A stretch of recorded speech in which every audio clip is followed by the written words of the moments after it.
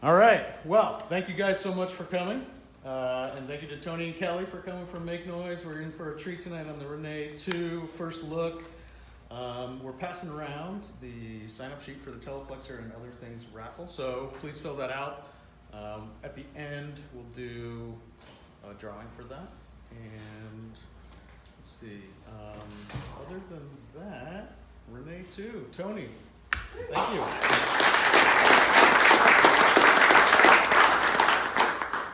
Yeah, thanks for coming out to learn a little bit about this beast.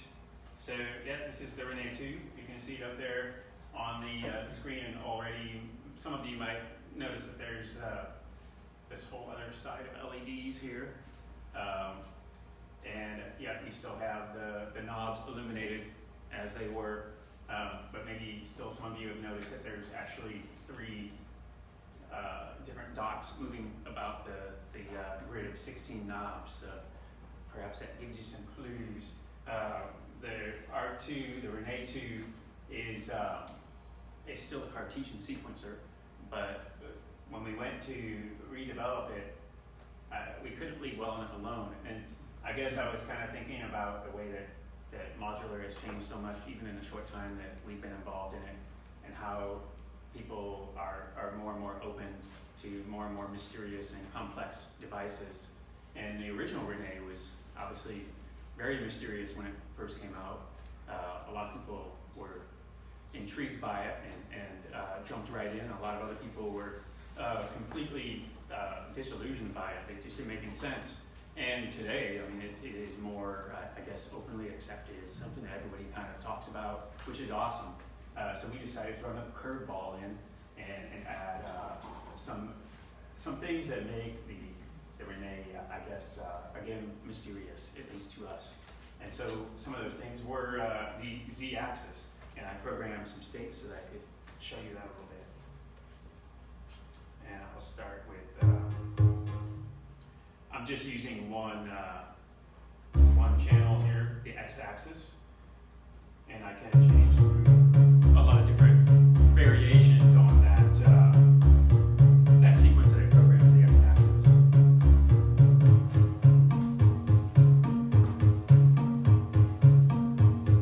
Some of them don't change because there's another channel, and I'll show you in a second here, where it does change.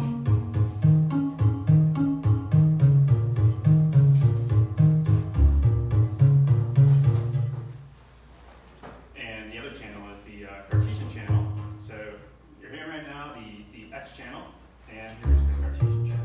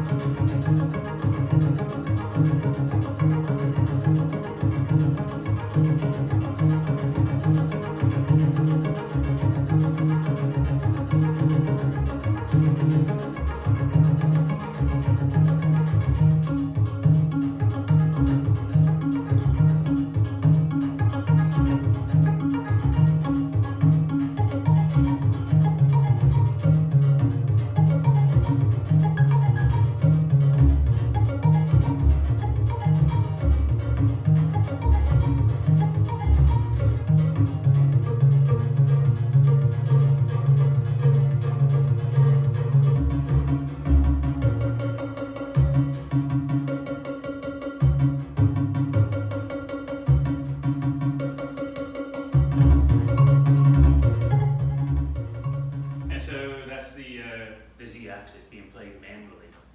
These are all states, and I'm selecting them manually. We can also do it by control voltage, and I'll get into that in just a minute. And now some of you are probably wondering, what's a state? A state is kind of everything that Rene can do. So I'm going to leave that Z-axis, come back here. As you can see, the X channel is lighted, the red channel. It's color-coded. X is red, green is going to be the Y channel, and the Cartesian channel is orange. They'll always be those colors. So if you look down and you see that it's orange, you know that you're in the Cartesian channel. Right now, we're in the X channel, and I'm on the access page. The pages are also illuminated, so here you can see the word access, and then we go to the next one, the date page, the glide page, which we're not using at all on this particular stage. The snake page, which is where you can select your different snake patterns. So the X and the Y channel both have a snake page.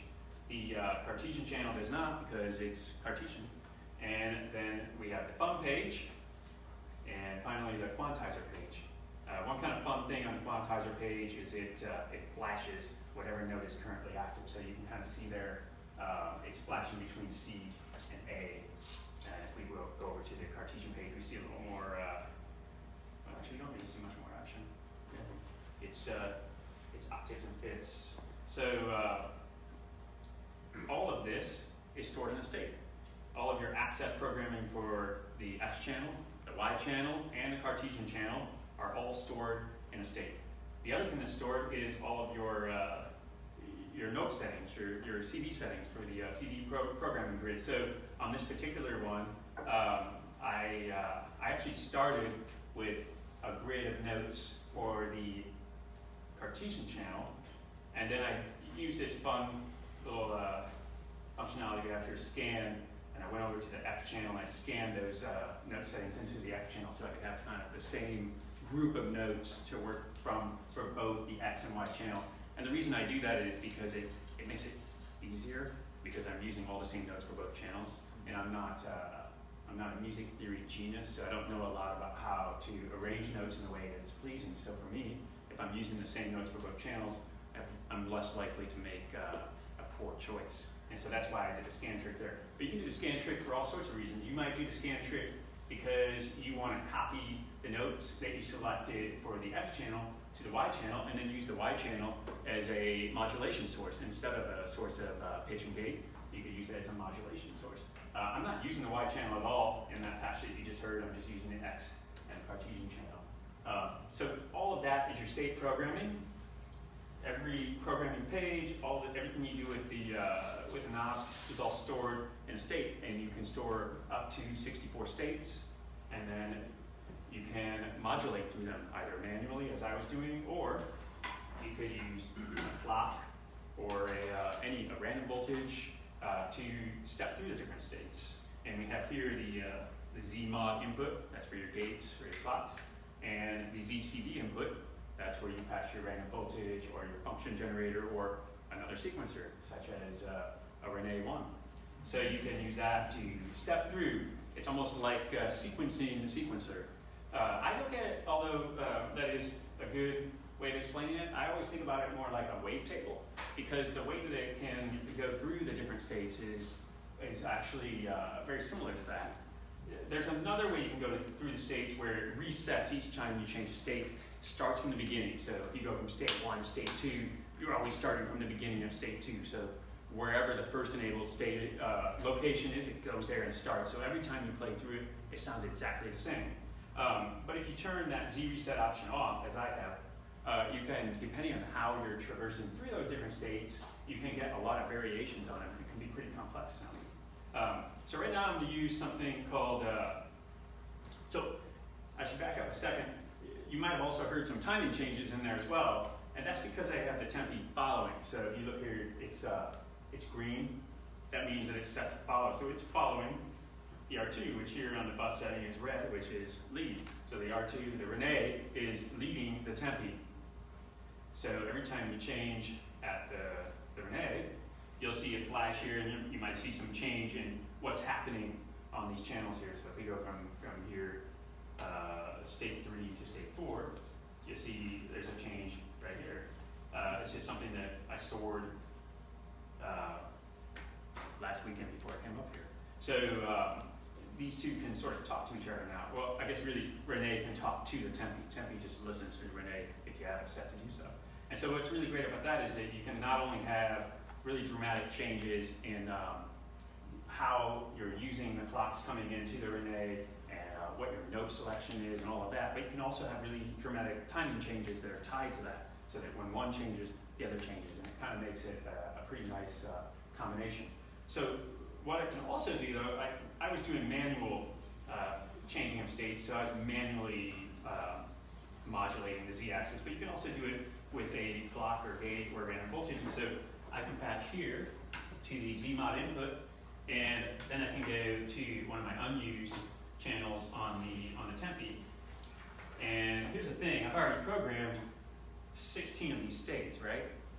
And I know that I want maybe 8 clocks per state, let's say. So we oftentimes found ourselves in these situations while we were working with the Rene 2, where we wanted to go back and kind of change one part of several states simultaneously. And so we were working with James Sigler, and we came up with this idea for mesh programming.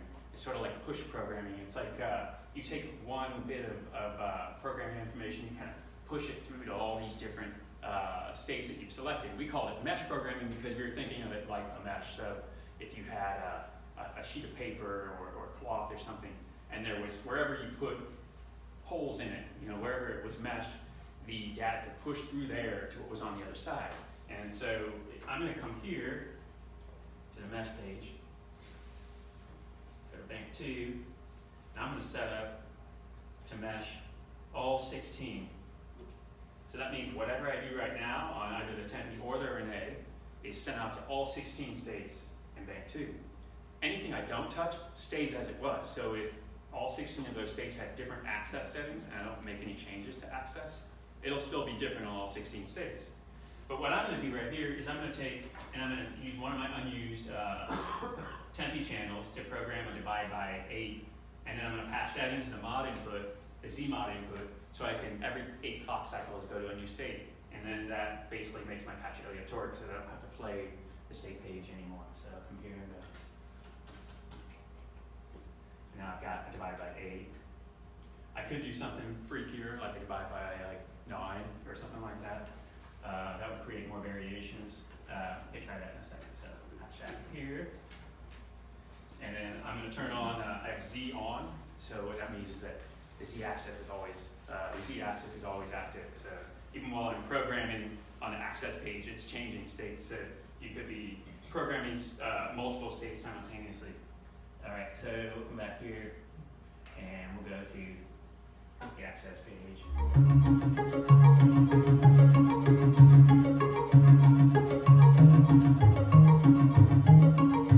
And you can see the access page is going to be changing as it moves through the different states.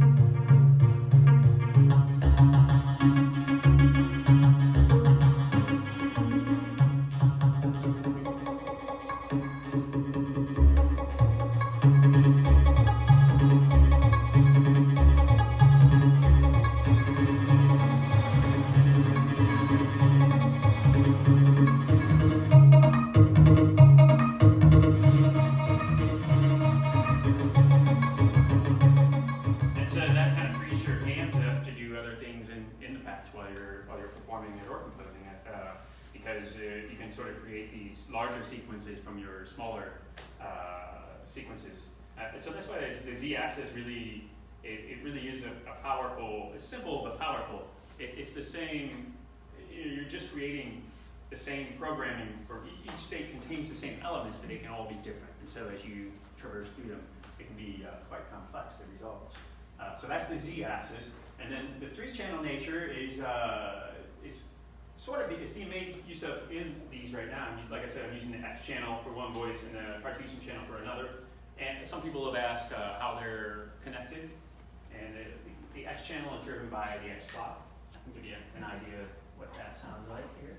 So I'm going to remove my clock from the Z mod input so I'm not constantly changing to different states. Turn off the reverb. So now you can hear the Z axis. So it's just like Rene worked originally. So there's your, I take the clock out of I'm sorry, you were listening to the X axis. If I take the clock out of X, you don't hear sound anymore. When I pass back in, you hear it again. And right now I have only 4 locations accessible. So I can open that up.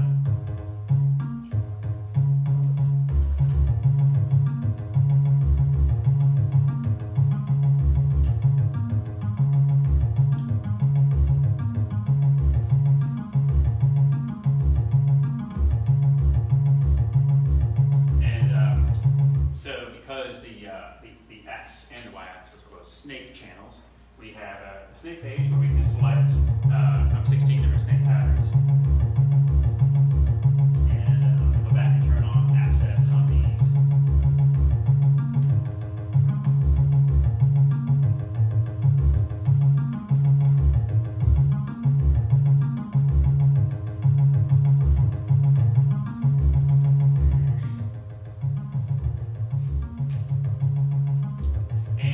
Channel, it works the exact same way.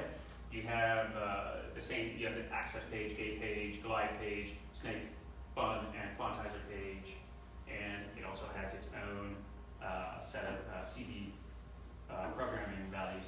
The Cartesian page is the same except that it does not have a snake page because it's Cartesian, and then also has a more limited fun page because it inherits a lot of its X and Y. Well, all of its X and Y attributes come from the X and Y channel, so there's no reason to have a complete fun page for that. So we look at here. So here you can see it's definitely a Cartesian motion through this grid, but if I were to remove the Y clock, you would see it's only moving on the X axis now. We only have an X clock patched in. And the same for the Y-axis. We have only the Y clock patched in. It's only going to move on the Y-axis. When you combine the two of them, you get the Cartesian result, which is always kind of it's probably always a little bit different than what you would expect. It's related to both the X and Y clocks, but it's somehow more than just either one of them. And then one thing we added was its own gate page. So here, gate 2 has its own gate page. So that's completely independent of the X and Y channels. Back here.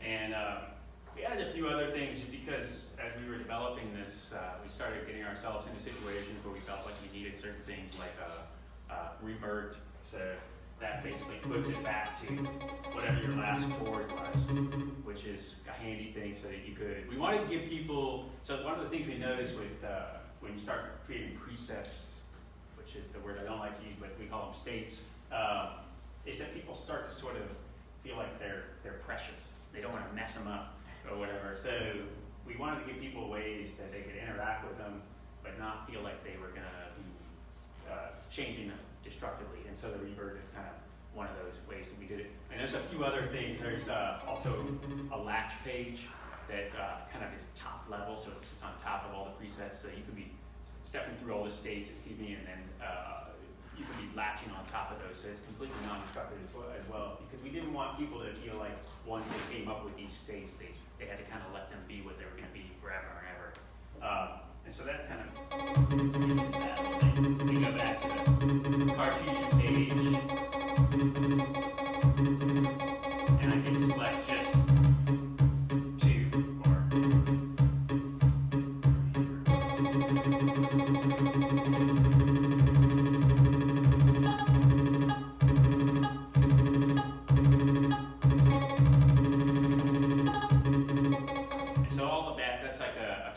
so you can think of it like if you're stepping through all your different states and you have them all programmed already, when you go to the latch page, you're sort of improvising on top of those. So whatever you do holds across from one state to the next. So if you have these 4 latched and you went from state 4 to state 6 to state 9, these 4 would stay latched, so you'd only be hearing that small little portion of what you had programmed for those 3 states. And then when you remove the latch, you would hear the whole, it would be able to travel to all the different locations that it was set up for. So that's another way that we were just, again, trying to make it so that it didn't feel so precious that people didn't want to improvise with it. And so 3 channels, and then the Z-axis. Those are the really big changes. A lot of people have asked about the touch sensing technology. It's all new. It's totally different. I think one thing that happened with Rene is that initially I thought that we were going to build maybe like 250 of them max ever, and that most of them would live inside of Dopefer P6s. At that point, Make Noise didn't even have a case. And so there was just a lot fewer cases and a lot fewer people. And then as time went on, there was more people and more power configurations and more cases in more parts of the world. And it became clear that the touch sensing wasn't working on some power supplies. It always worked good on ours, but there was just a lot of different power supplies out there. Today, there's probably 30 different power configurations in the States alone that people could use.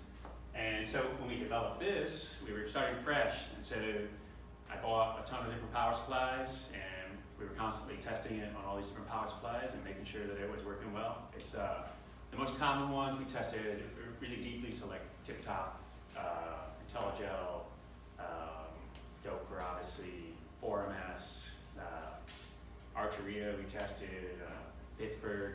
I mean, there's a bunch of them. We just had a bunch of cases sitting in my office. We'd always throw it in there, make sure everything was working good. So it's been, it's not the most exciting part about developing it, but I guess it is kind of cool because now we know that when people get it, it's going to work in their case. So that was the impetus, I guess, for the project to begin with. But then we just really felt like if we're going to bother developing a new piece of hardware, we might as well try to take it in some directions that we haven't gone yet. Even if they maybe seem excessive at times, the excessive is sometimes what provokes people to take a step in a new direction. So we'll put it in there anyhow. Maybe people will use it, maybe they won't. A few years ago, we did that with the Tempe, with states, and it's probably the most underutilized aspect of the Tempe. So with Rene here now, with states as well, we're really hoping that pair is going to encourage people to explore that Z-axis and storing states and recalling them and modulating through them essentially. Making your sequencer, modulating the sequencer with another sequencer, for example. So that's pretty much all I have to say about it from a basic demo. I thought I'd open up to questions. So there's been a lot of questions. Every time I make a post about it, there's just a lot of questions. So I thought it'd be cool to have questions. Anyone got a question? Yeah. So just to be perfectly clear, there's still just 2 clock inputs. That's the There's still 2 clock inputs, yeah. So then how many quantized outputs do I have? Great, yeah, so there's 3. So in this patch, I'm just using the XCD and the Cartesian CD. If I go here. All right. So right now, that's my quantizer settings for my C channel. I guess I could, this is another feature that was often requested from Rene users, longtime Rene users, that we added here, and that was octave ranges. So right now I have a 3-octave range, and I can drop that down to 1,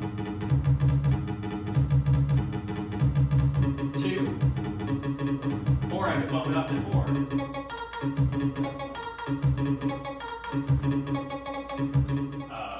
And that's per channel. So here's my X settings.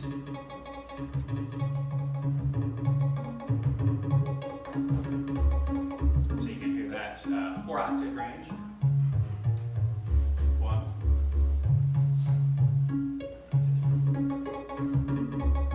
If and I don't have anything programmed here, but we could drop this into the XCD into the YCD and so here it's just all zeroed out. I started from a defaulted state.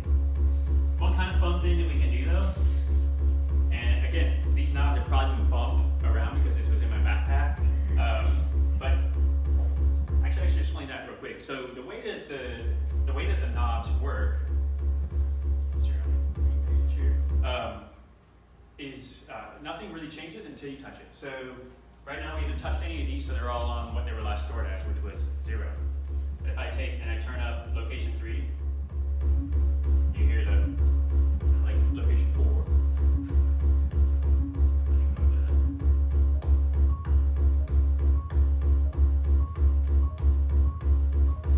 And then there's one more kind of fun thing we can do with the scan.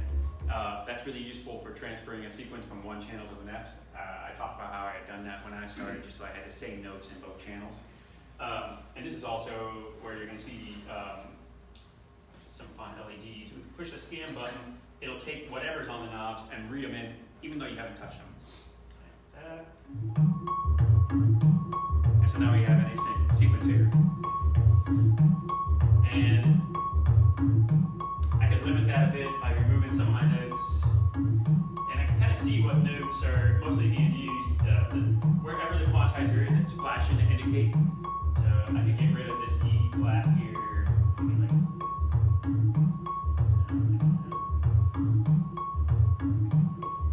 And then I could also bring in my my C channel.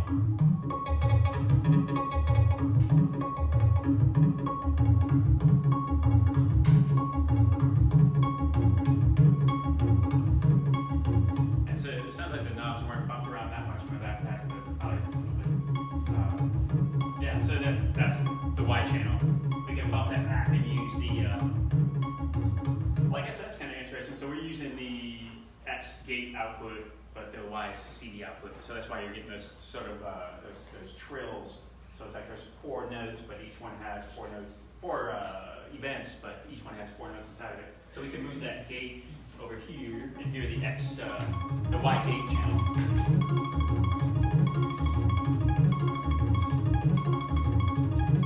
And then again, Y has its own gate base, so we can use a program in there.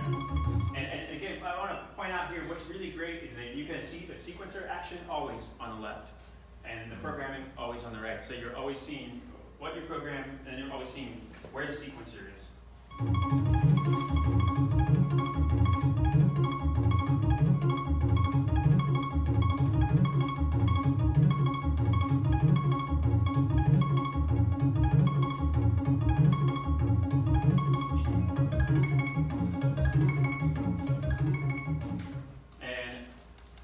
Now, because we've been meshing this whole time, that's going to be on every state. So you come back and we can listen to what happens when we start modulating through the states again.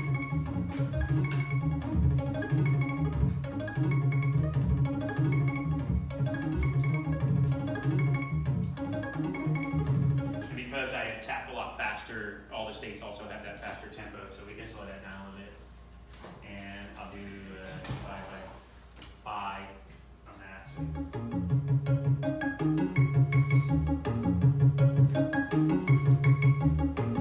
And you can see the Z-axis motion here. But because that Y channel is the same on every state, you're really only going to be hearing the change in this in the Cartesian channel.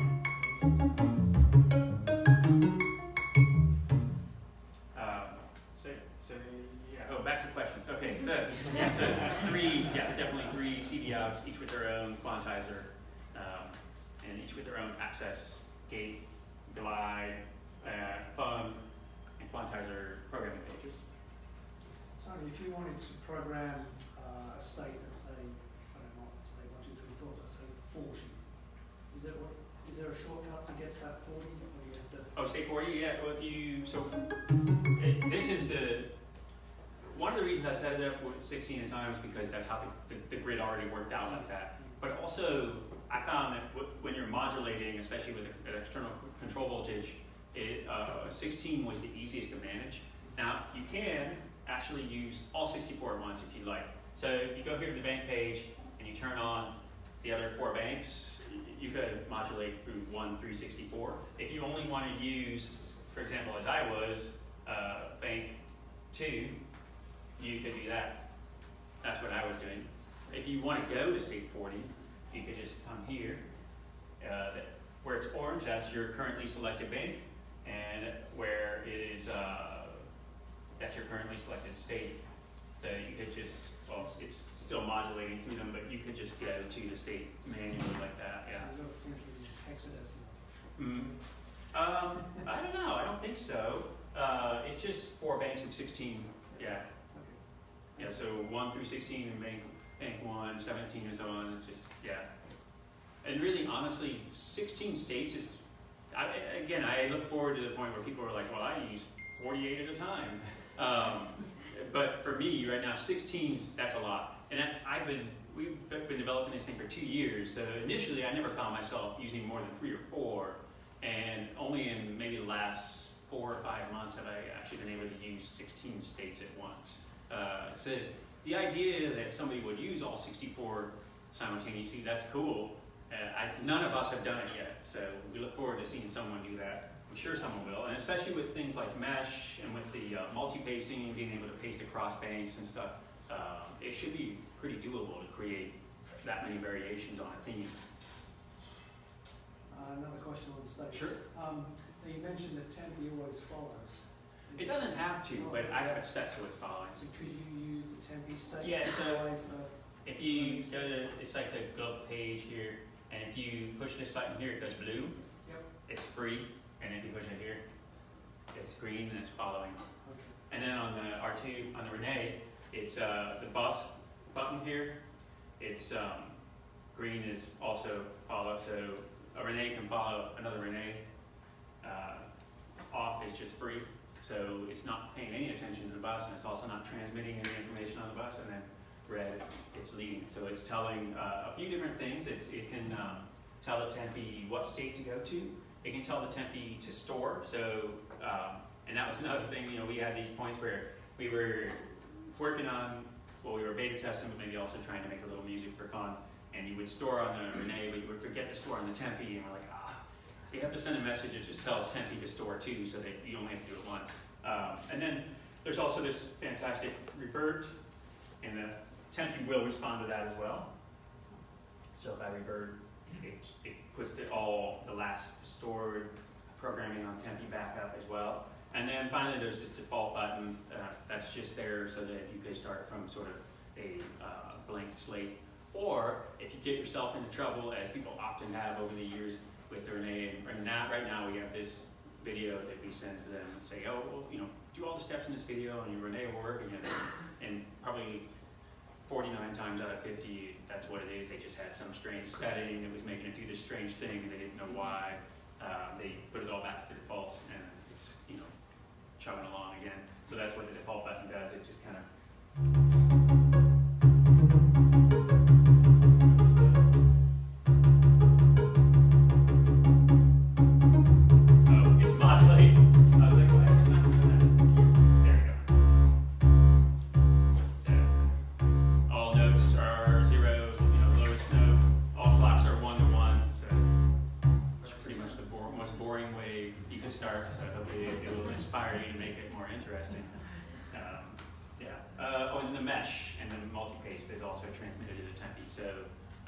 really useful because then when you decide that you want to take what you've done, put it across, say, 8 or 16 states, and then go in and create variations of those. So you could start with one idea, one theme, multi-paste it, and then go in and change the programming to create variations on that theme. And that's kind of what I did with the states that you were listening to. I started with one basic theme and kind of broke down the access. I started with just 4 on one channel and built it up to, like, you know, maybe 12 or so on and so forth. There's all sorts of strategies you could apply to developing a theme and creating variations on it. Any other questions? Yeah, totally.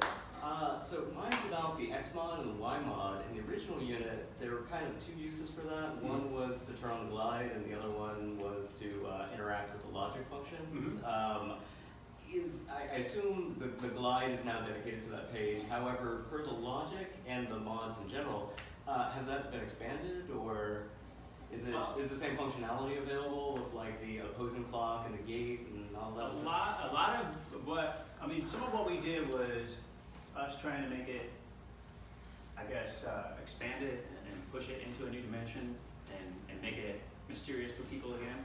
And some of what we did was responding to to request from longtime Rene users, and also just kind of thinking about what are people always, what are they always confused by? And the logic operations is probably the number one generator of technical support queries for the Rene. People would just say, well, what's X OR? And we would point them to like the wiki Boolean logic page, and even more angry at us. So the thing about some of that logic is that what it does is really pretty basic. So for example, a logic AND is a lot like run stop.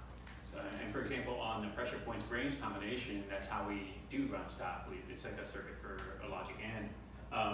A logic OR is a lot like clock combination. So you're taking more than one clock, and you can kind of hear some of these. So right now I'm on that default state.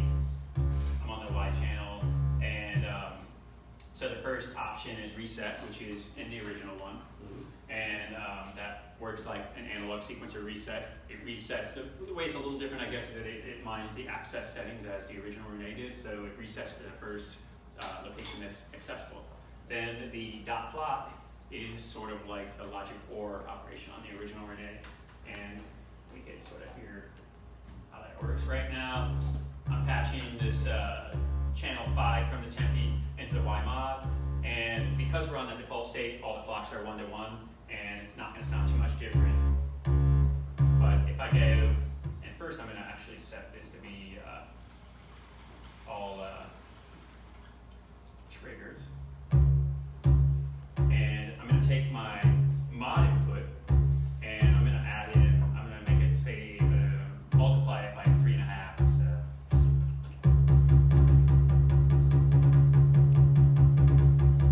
And so you can hear how those clocks are being combined to create a little bit more interesting of the rhythm pattern. And then the run stop, so we're on triggers now on the Tempe. For run stop, the full gate width is going to be more useful because it's going to run while gate high and stop while gate low. So come back here, and we'll set this back to gate, and run stop. We'll set this to divide by 4.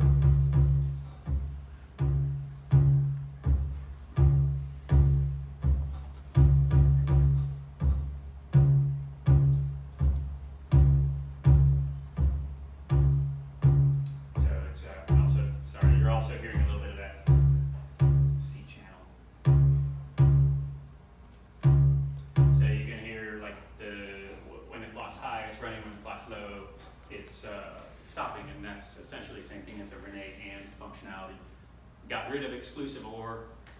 It's the oddest of the 3 from that original Boolean logic set, and instead we did this direction modulation, which can be pretty fun, especially if you're running your clocks. Let's see, look at this here. And we'll go back here.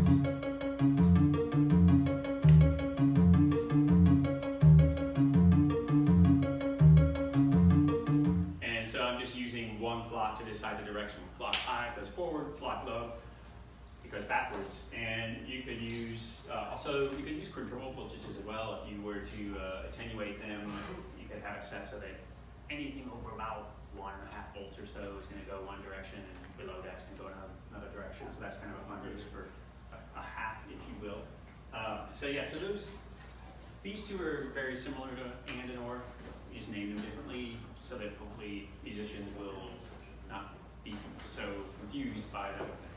Oh, run stop, like that makes sense. Direction, sure. These are analog sequencer terms. Yeah, any other questions? I have another Must one. have been a dance Mine's really simple. Can I jump in one easy one? Does the clock work with like a Variegate 8 clock on the bus, or is it a different? You know, I tested it with a bunch of stuff, and it works with the Expert Sleepers disting. So that's kind of cool. So for each state, you get a different disting program. So you can jump around from, like a delay line to a chorus or whatever. So that's really cool. It works with the original Variegate. I'm popular with that. I tried it with a voltage block, and it wasn't Something working, different. but Okay. I don't know. Ben had told me that it should work with the Variegate, the new one, the Variegate 8, Right. but I haven't gotten one yet to test Yeah, it with. okay, just to wonder, because I know that's like a clock bus now, and you said that. Right, Just right. wondering, because we have other things Yeah, that yeah. work on it too, so it's probably gonna work with them. So all of that stuff was decided actually many, many years ago. So we announced that control cell series and showed it at NAMM 3 years in a row actually, and it never went into production. It's just sometimes things just don't come together in a way that you feel confident putting them out into the world. We took some of what we learned from the control cell and made the Tempe, and then went further to develop the Rene 2. But that original set of select bus communications, I'll call it, was determined many, many years ago. So the WMD sequential switch, Yeah. it will follow the R2, the Rene 2. Yeah. And there's a couple of others out there. There's not a lot yet, but hopefully people will develop some other things. The manual for the Rene has the full schematic and the list of code and commands so that you could implement it. Yeah. If you hear R2, that's just like make noise, top secret Yeah, code. sorry. That's what we've been calling it for a while before we announced it It's, yeah. in the So- shop. Yeah. Yeah. So you gotta understand, I've been calling it R2 for 2 years. So to suddenly, like, in one weekend, have to go from R2 to calling it Rene is really hard for me, and I keep calling it R2. It's okay. TPU2 would be D2, and then you have Whether, yeah. Potentially, yeah. Is there any other questions? Yeah? So just to be perfectly clear about the states, are you saving an actual gate like CV pitch sequence, or are you saving the logic of how the sequencer is working? Like both. You're So- switching between states. Yeah, you're storing everything that you could do. So all of where you set your knobs, that's all stored. Everything that you programmed on the fun page, for example, is stored. And here, I can kind of show you, I'm going to get back to modulating through states here. I'll take this and patch it back into the VMod, and I'm going to kind of go kind of fast. And so I can start just kind of randomly programming, and each time, actually I need to go, and I have that mesh turned on, so turn that off, because otherwise I'm pushing everything I do out to all states. So back here, It is just flying, dude. You are just like and it's literally just kind of going flying through around different with states. it. And Like no, I mean it's responding every time too. It's so awesome. Why did you do this? Now, When what's you're that? like clearing pages, it's yeah, it's still going to new states. I'm still programming the access page, but I could potentially program the access page for 16 states as it steps through them, or all 64 if you really want to get into it. I mean, So that's kind of fun, a kind of fun way to do, I guess you could say, somewhat random programming. yeah. But it's only for whatever page you touch. Everything else is going to be what it was. So yeah, I mean, everything you could do, we could, any changes that I make become part of a state. And when you hit the store all, you store it in memory. But obviously this isn't, some of the best choices were not made just then, so I can hit the revert button and go back to what I had. But again, the whole idea was to still have people feel like they could, that the programming was part of the performance, and that they could improvise programming the Rene. And so that's why we have that revert button, and that's why, the other thing you can do is just turn it off. If you turn it off without hitting the store button, any changes that you made are going to be lost. Yeah, okay, so these guys have been asking intelligent questions because they've been using Rene 1. I haven't. Okay. So, it'll take clocks from other sources? I mean, I could plug in Absolutely, sure. any two clocks? Yeah, sure. Absolutely. Whatever you have, Okay. clockwise. Yeah, LFOs too are fine. The inputs have some. They take care that you could patch a triangle LFO in there and use that as a clock as well, Okay, or another gate sequencer. right. Yeah, that would be a question. So if I'm using another sequencer, I can plug this in and lock them that way. Yeah, anything you patch in. I didn't really get to the CV inputs, but they also have settings that can be made on the fun page And they're actually quite different than the original Rene. And this is another area where we kind of have people over the years asking us for a way to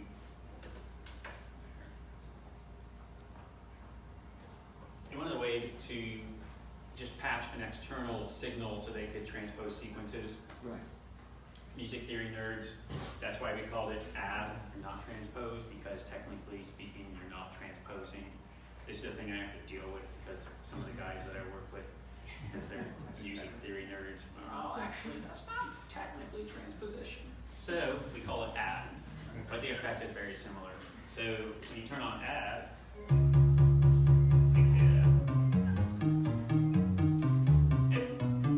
as on the original one, we have voltage normal here to the Y CBM, and I can just transpose it.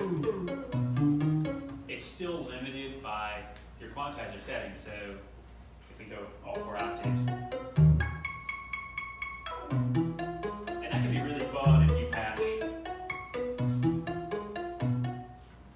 go back to one of my states here.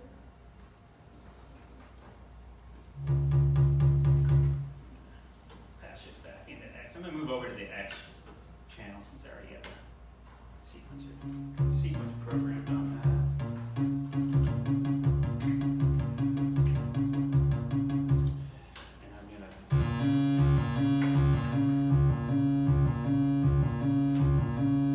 I'm going to set the function of the cycle, make a real basic kind of triangle shaped cycle. I'm gonna patch that into here, go to the X-Fun page, and turn on that add functionality.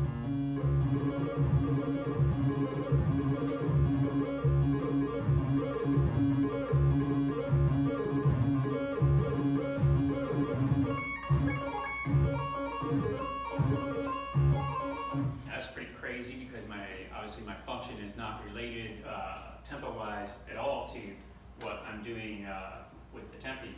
So we also have another option, and that's this sample and hold, which is basically the add, but where we use the mod input to sample. And so if I patch another clock in here, and I'm going to take this channel 6 and tap 2A.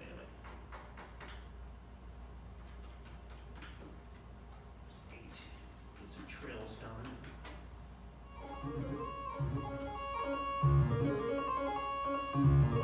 It's like psychedelic teenage wasteland. What's that? Psychedelic teenage wasteland, like the Who song. Okay. Yeah. It's good then. So now we're doing the same thing, that add, but we're constricting it to an external clock. So that's great for using that effect in a way that's rhythmically related to what you're doing. And then there's voltage control over the snake pattern, so that lets you select a snake pattern externally, and then also location. And because we're minding the access settings, that's not going to do too much right now. But if we open that up,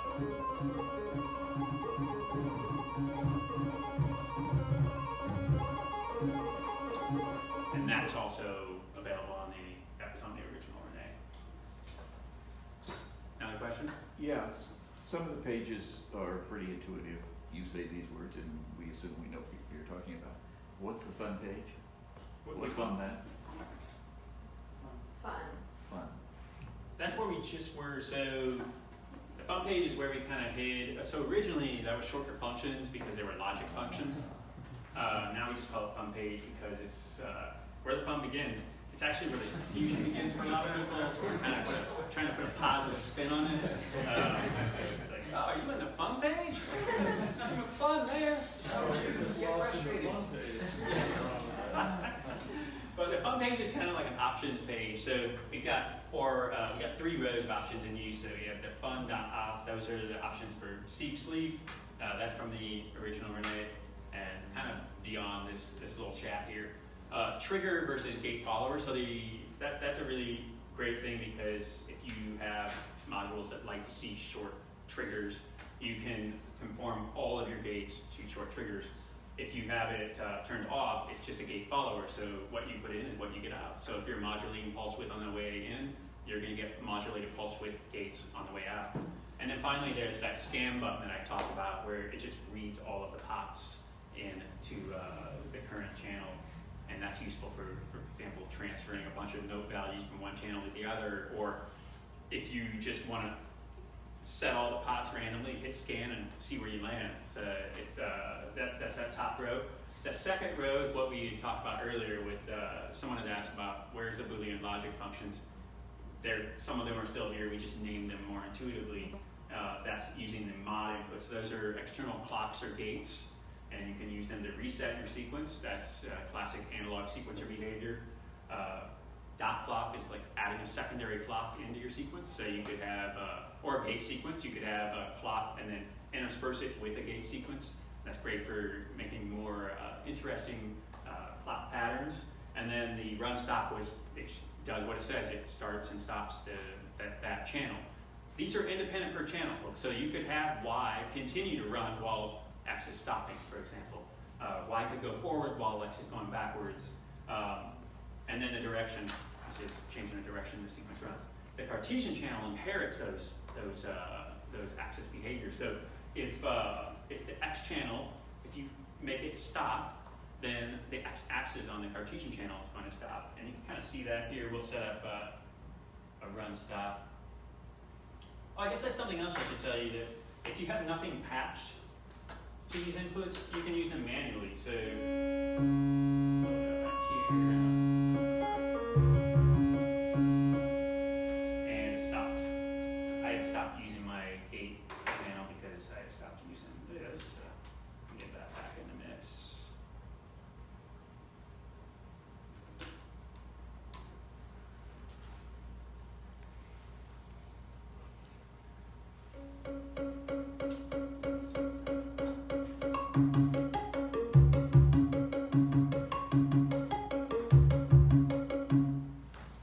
So if you want to manually stop your sequencer, you can do that on page 2. Same thing with directions. So forward and backwards. And you can see the motion. Like I said, you're always seeing sequencer motion on the left, programming on the right. And you can even do the dot clock as well. So you can manually tap in some extra clocks if you want. Reset as well. And then the Cartesian page, like I was saying, if we, you can see the Cartesian is still moving on the x-axis. But if we were to come over here and stop x, you're going to notice that the Cartesian channel is only moving on the y-axis now. You've stopped x. If you stop y as well, it's just going to stay there.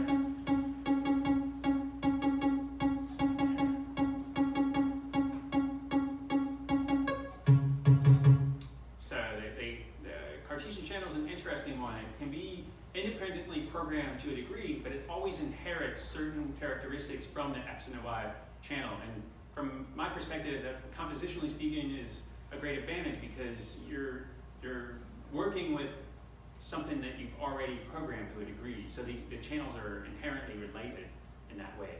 The X and Y channels aren't really related at all unless you were to do that scan trick that I showed you, or you were to purposely make them so. Any other questions? Another one? This guy, you got it. So it's just to be clear with states, I'm not familiar with read states, I don't own it, I think, but you have 1 through 64 of the states. What voltage source do I need to go through the states? Is that just like a clock or a gate or a trigger? Well, the X mod input here is a gate, so anything, I think it's set for anything over about 2 volts.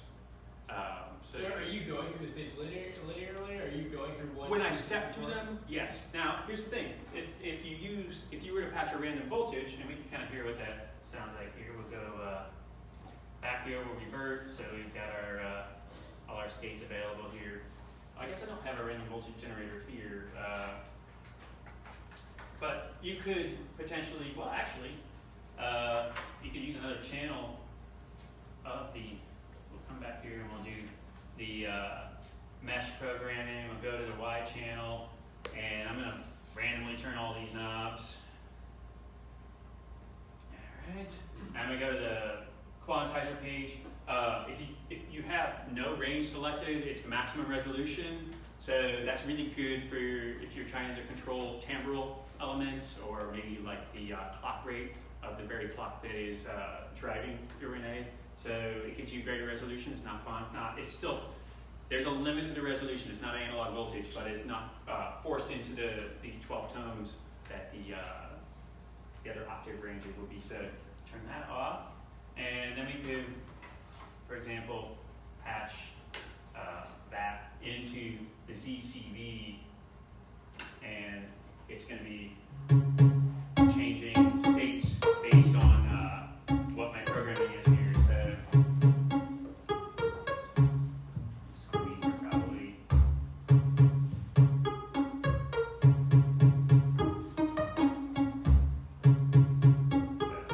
So we can go back here and just see what's going on there. So that's how it's changing right now.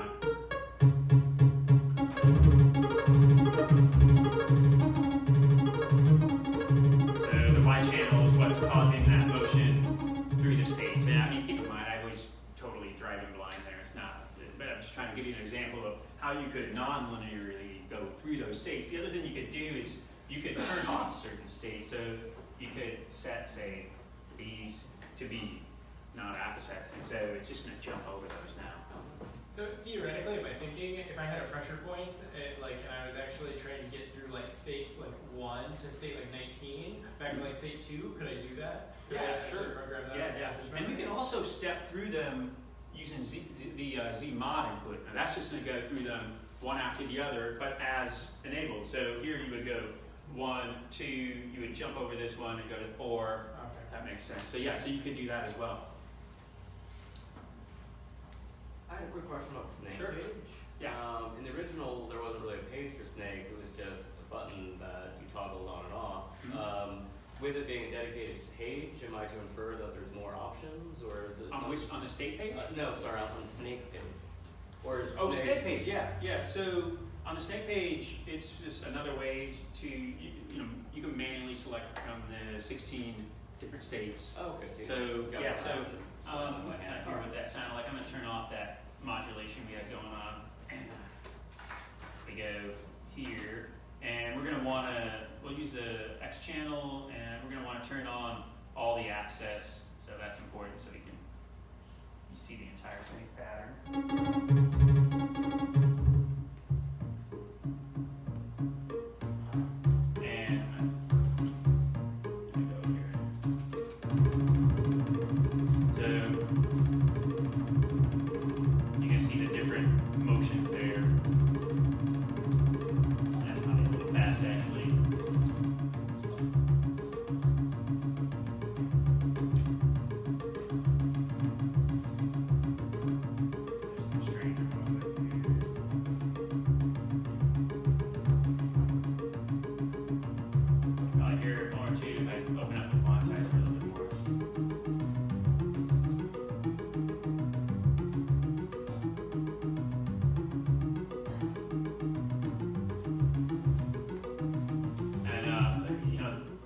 Snake has its own page now, live too, so we can hear.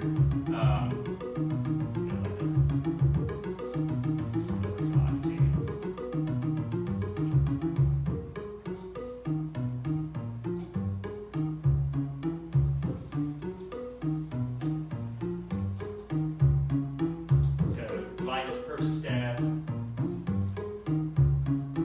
and it's related to the incoming clock on that channel so that it always reaches the note that you're trying to glide to. So for example, if you had a slower clock, you get a little bit longer glide, faster clock, a little bit shorter glide. So you don't really end up losing those note articulations. Okay. Any other questions, comments, concerns? Yes? Awesome work. Thank Thanks you. for showing us. I'm a little confused about how it reads notes or what notes it's reading. Oh, on the pots, you mean? Yeah, exactly. Is it only reading what's been scanned into a state, or can you set it to read whatever's present on the knobs? So yeah, so that's good. So I think maybe what you're getting at is when is it like analog pots and when is it like digital pots? I guess so, yeah. Yeah, so I'll give you a quick demonstration of that. I'm gonna go back and get a default state going here. And I'm on, so the way the pots work is whatever channel you're in is what you're programming. So here we're on the X channel. The LEDs are red and that X is lighter. So Y, C, X. So right now you're only listening to the X channel as well because I have the Cartesian channel is what I was using here, and I have that turned down. So there's that. And until I do anything here, right there, I kind of bumped this one, but once you start making changes, you'll start hearing notes. So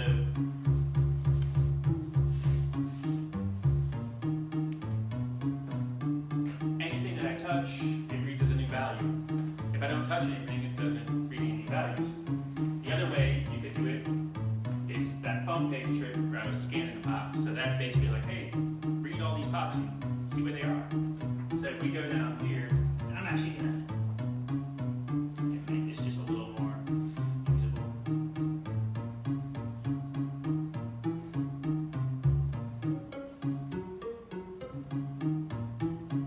And if I went to this Cartesian channel, which right now is doing this, I can scan those pots and get those same values up here too. So. And my X and Y clock are the same, so I'm going to go ahead and set Y a little faster so I can get a little more activity. And remember, we had that same set of notes here. So.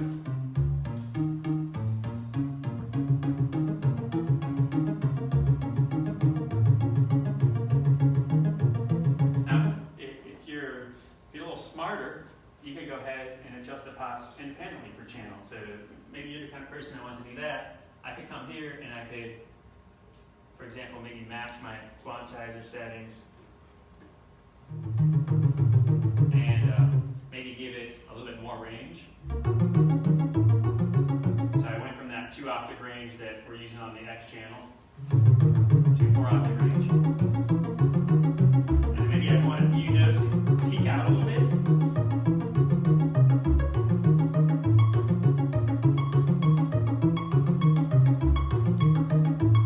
And so that I've differentiated them. I originally scanned those pots from the X channel to the Cartesian channel. Then I differentiated them a little bit more by changing that octave range and then having a few notes that kind of peeked out a little bit. So if I don't touch anything, the notes are going to be doing nothing. And so pretty sure I defaulted this all, but so that's the Y channel now attached there. So you hear nothing's going on there. But we could go to Y and we'll have the range, scanning it.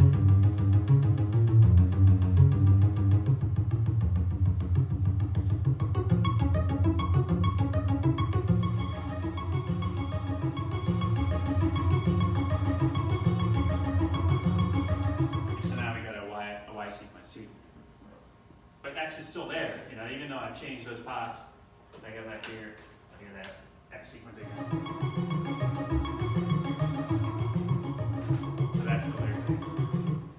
All of that's a state. So if I go back to that Y axis and I leave,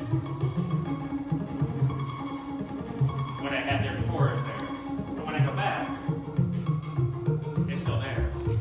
So it's just a way to sort of expand on that sequencing idea where the sequencers, a lot of times in modular synthesizers, especially a knobby one, it's sort of, you set it up and it runs and it does what it does. But the idea with this was to add that Z-axis and let you modulate through a lot of different analog sequencer ideas that you could come up with. And again, by doing things like the mesh programming and the scanning of the pots, you could sort of interrelate them in a way that makes it a little more manageable composition.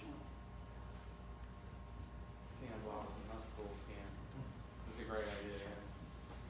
But there's no way to like perpetually scan the knobs in this system. I guess because like what I loved about the original Rene was just always having my hand on one part of the sequence and being Sure. able to instantly. And Yeah. maybe I'm just more of a surface level person. Yeah, I mean, you can still do that. You I mean, can. you know, you guys still, But for only one channel, right? if you were, you know, on that channel, Right. you could just be playing that one, you know, turning those one or two knobs and changing them in real time.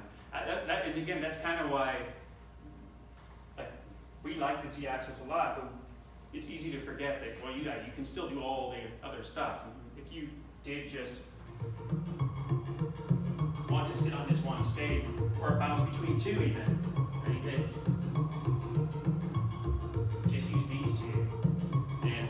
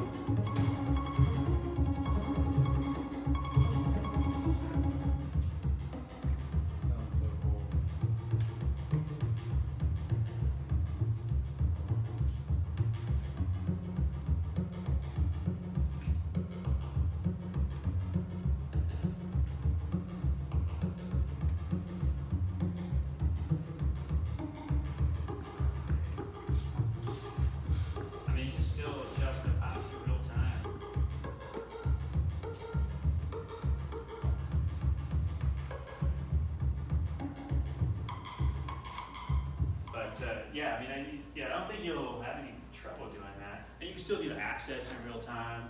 If you wanted to break this sequence from, it's on 4 now, but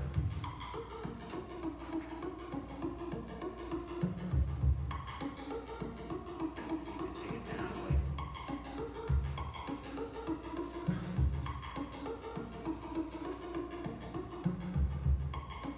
Gate programming line too.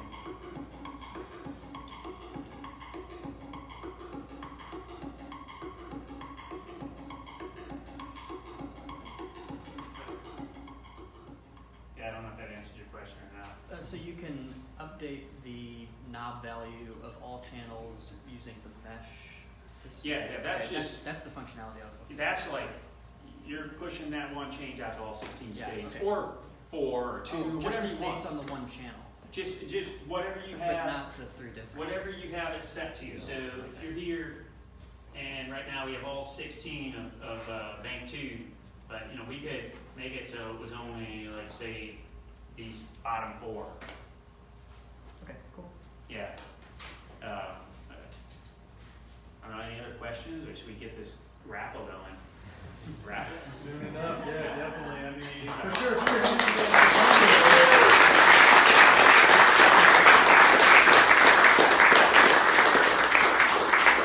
Thank you so much, man. That was awesome. This thing looks so cool. Yeah, I know it's a lot to take in, folks. It's really, I mean, we're making a lot of videos. The manual, I think, is about 42 pages long, so we've got a good manual for it. Lots of diagrams and stuff. Is that gonna be posted soon? I think video series is up to like 9 videos already, so it's a lot to learn, but I promise you, it's very rewarding. It's super fun to actually do. It kind of made me fall in love with notes again. So for a while, I didn't really think about notes, so it's kind of cool. We're still thinking end of September, early October. over? Yeah, I think we have a good firmware version. I just have to get back and kind of release it to the production line so they can put it on. They've got a bunch built. They're just not programmed with like what we wanted to ship the firmware as. There is a bootloader, so if there's a problem, we'll address them and release a firmware update. Awesome. It didn't Well, crash there. I was very impressed. Yeah. Just awesome. I'm blown away, dude. The third state and how it plays with both sides. I told him, it's like, the way I saw it was, it's like you're juggling, dude. It's awesome. You get some melody going, Yeah, and yeah. you're like, put it on, you spin the play, get it going, jump to the next one, work on it a little. It's kind of could be related, or it doesn't have to really be. Yeah.